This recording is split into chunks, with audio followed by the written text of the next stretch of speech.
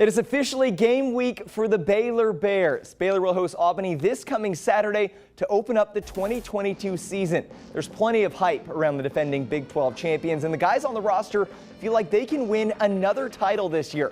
But if they're going to get that done, it'll be because they dominate in the trenches. You have Apu leading one of the best D-line units in the conference, while the Baylor offensive line is stacked with returning starters. 4 of the 5 starters from last year's O-line are back this year. The group is anchored by Connor Galvin at left tackle. He's on all sorts of preseason watch lists, and you'll likely hear his name called in the NFL draft next year. But before then, he and this unit are determined to make a name as one of the top groups in all of college football.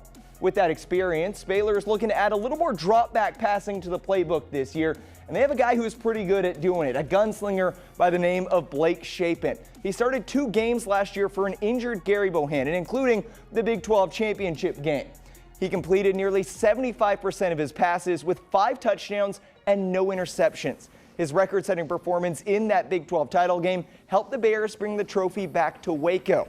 He was injured and missed the Sugar Bowl, but came back strong and dethroned Gary Bohannon during spring ball to become the starting guy.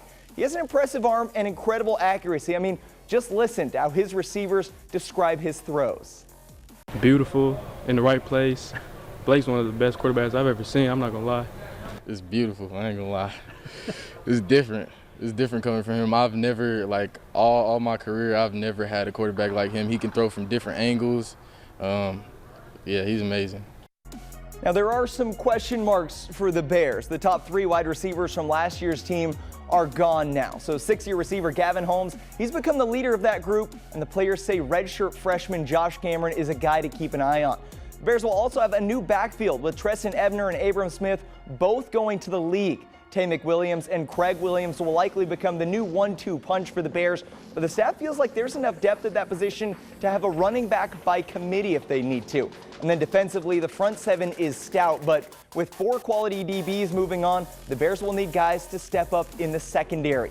We'll finally start to see how they answer those questions in just 6 days.